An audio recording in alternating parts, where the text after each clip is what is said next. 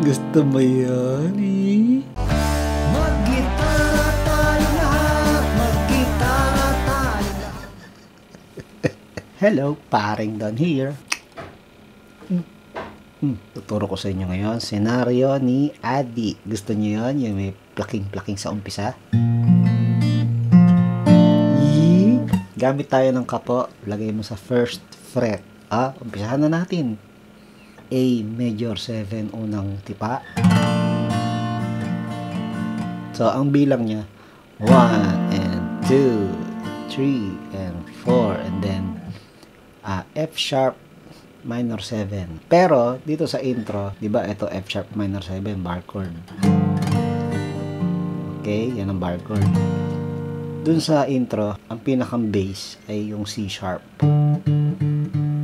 Yan, yung 5th string 4th fret. Okay? Sa intro lang yan, pero F sharp minor 7 talaga siya. And then B minor 7. Ako, ganito na lang ginagawa ko dyan.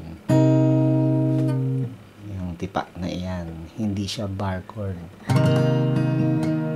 X, 6 string X, and then 2, second fret, and then 4th string open. Okay, 3rd string 2, second fret 2, second string 3, and then 0 ang first string. Okay, and then E, and then E7. So, may ganong mga ginagawa yung gitarista eh. Nag-E muna, tapos mag-E7.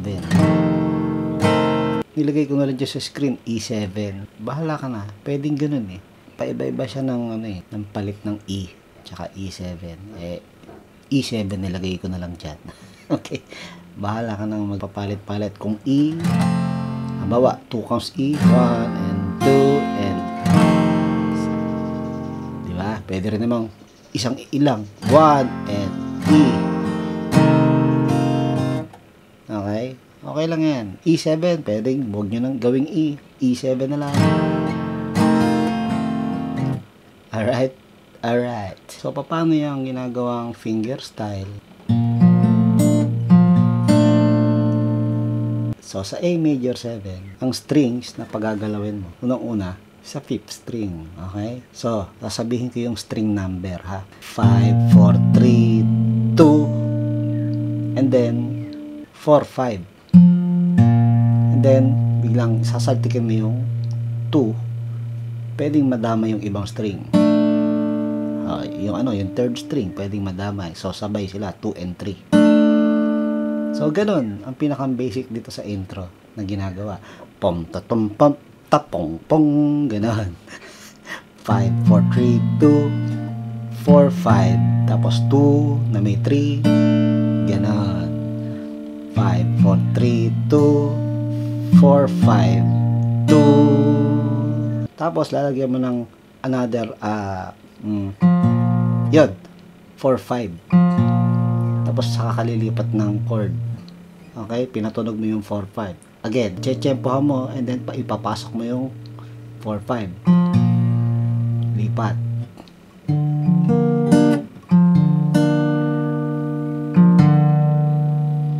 Ganon din ang ginawa ko sa mga strings. Dun sa paglipat mo sa F sharp minor 7 slash C sharp. 5, 4, 3, 2, 4, 5, 2, and then 4, 5. Lipat ka sa B minor 7. Ganon din ang strings.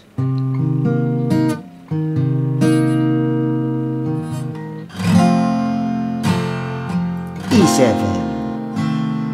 Okay? So, hindi mahirap. Pare-parehas lang ang nangyayari sa mga strings. Okay? Nag-iiba ka lang talaga ng chords. Yan.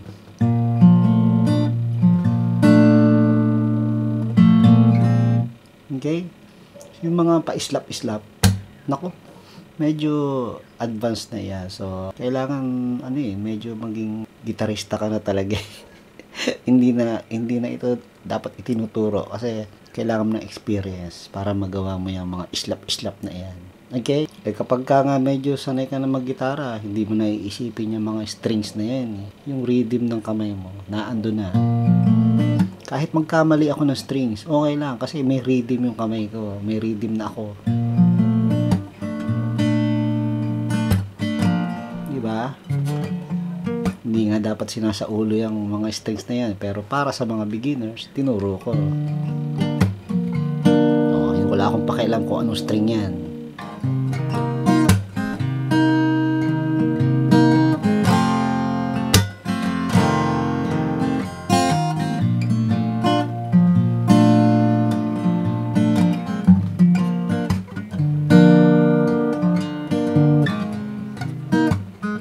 Alright, so let's continue na. Verse na tayo. Huwag kayong malilito pagdating sa verse kasi iba ang nangyayari sa tempo ng pagpapatugtog ng mga strings. Ganito kasi yan. Yan. Ganyan pagdating sa verse. Hindi do sa kanina. Iba, di ba? So, napabilis yung ping, yung baba.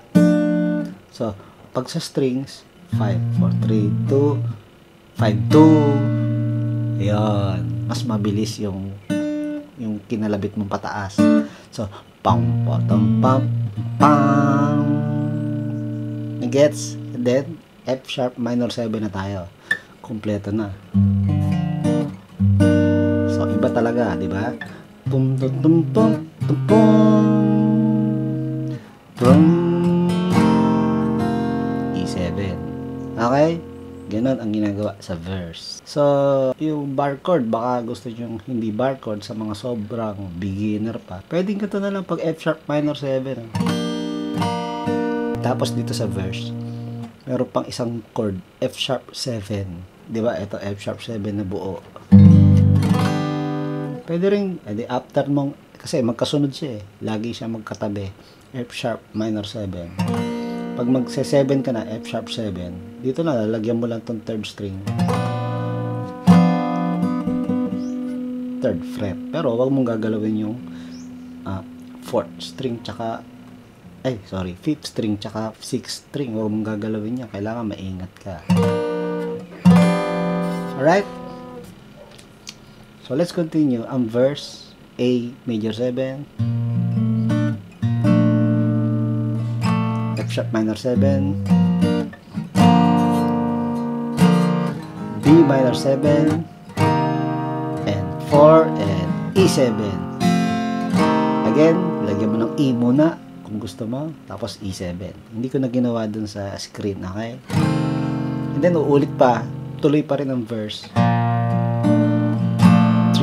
and 4, ito, F sharp minor 7, tigalawa. Pero mabilis yung lipat ng F sharp 7. Yung after ng 2 counts mo sa F sharp minor 7, 1 and 2, ganun kagad, lipat kagad. So, F sharp minor 7, F sharp 7, 1 and 2, ganun. Okay? Pag bilang ko, ibig sabihin, nagiging tatlo ang bilang ko sa F sharp 7. O, F sharp minor 7, 1 and 2, 1 and 2 and 3, B minor 7, then E7. Alright? Ganon. And then, pre-chorus na tayo. Ang pre-chorus, B minor 7, 2 counts, 1 and 2, E. A major 7, sorry, 4 counts.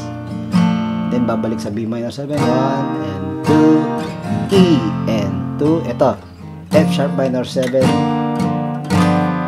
So, ito, hindi ka magmamadali sa paglipat ng F sharp 7. Pantay na 2 counts. 1 and 2 and 1 and 2. B minor 7. Then, C sharp minor 7. E7. Anong ginawa ko sa C sharp minor 7? Ginawa kong ganito. Ginaya ko itong B minor 7 ko kanina. Tapos lilipat ako ng isang laktaw. Fourth fret ito, yung fifth string. Pero kailangan kong i-mute ang fourth string. Kasi tunado pag naka-open yan. Mute mo dapat. Marunong ka na mag-mute. Lalagyan mo ng balat ang fourth string. So hindi siya nakabaon, may balat lang na nakadantay. Alright? So, kung ayaw mo niyan, A major 7 ka na walang tip string. Tunog C sharp, pwede na yan. Tunog C sharp minor. Kasi pag C sharp minor 7, wala dapat, open dapat ang second string. So, ayun o. Alright? Alright. So, again, pre-chorus, B minor 7, 1 and 2 and 1 and 2, A major 7. Ulit sa B minor 7, E, F sharp minor 7, 1 and 2 and F sharp 7, 2 and B minor 7, C sharp minor 7, E7. And then, chorus na tayo. A major 7, F sharp minor 7, 4 counts na 4 counts. B minor 7, E7. So, ulit. F sharp minor 7, F sharp 7, yan. B minor 7, C sharp minor 7, E7. Then interlude.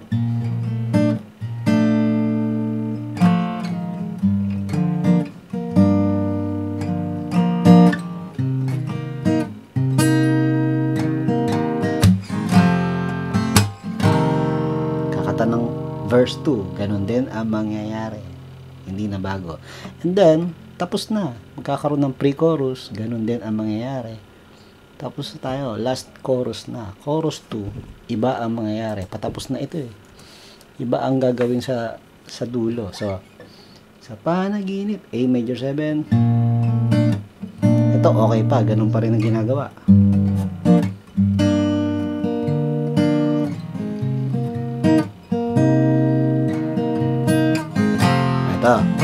Ito, ganun pa rin yung umpisa. F sharp minor 7, F sharp 7. Ito, B minor 7 na mahaba, 4 counts. 2, papa, uto, D minor 7, 4 counts. And then, uulit sa A major 7. Ganon ang mangyayari.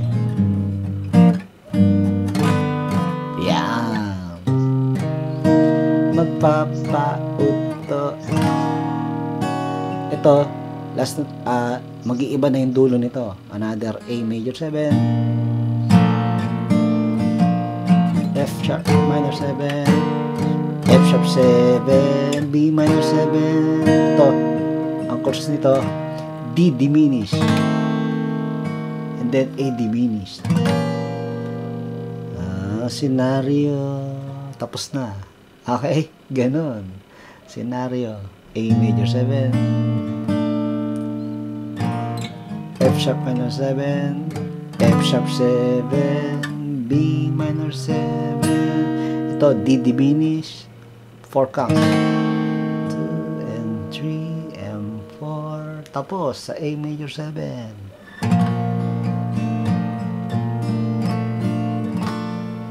Alright. Scenario, Adi. Ayos yun? Alright. Paring doon here. Apir.